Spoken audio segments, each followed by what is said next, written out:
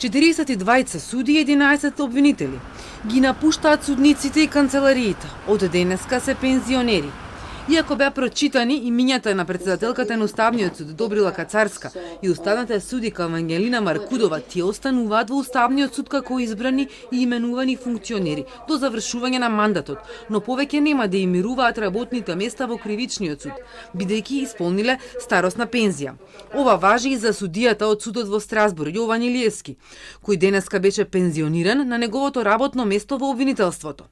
Двата совети, судскиот и обвинителскиот, подолго време алармираат за недостаток на кадар, но велат, сега треба да ги применат актуелните закони. За разлика од судовите, каде поради промена на судиите, предметите се враќаат на почеток, промените на обвинителите нема да влијаат на тој начин, вели првиот човек на Советот на јавни обвинители.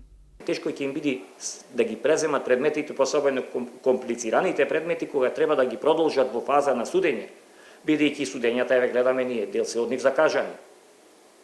Ќе мора да влезат во судница или да бараат одлагање, што ќе биде непопуларно кај народот, ќе сметат дека намерно се одолговлекува постапката од страна на обвинителите. Пензионирањето на судиите не помина брзо и без дебата.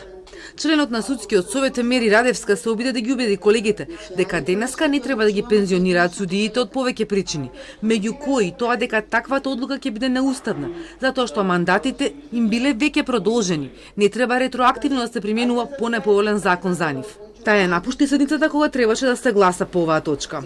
Доколку сите овие суди одат утврдиме денес дека треба да одат во пензија, јас сметам дека ќе настани колапс.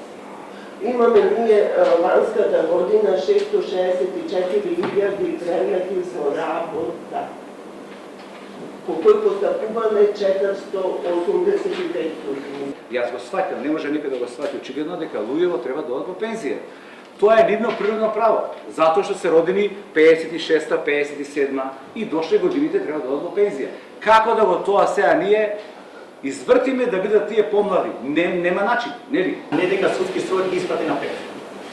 Значи, ние констатираме исполнување на услови за старосна пензија кои произлегуваат од законот што е во сила, значи 60 години, што луѓето, фала на Господ, го достигнаат тие 64 години. Собранието не успеа до вчера вечер да ги изгласа измените на Законот за работни односи, откако пројде во комисиите со тензии меѓу власта и опозицијата.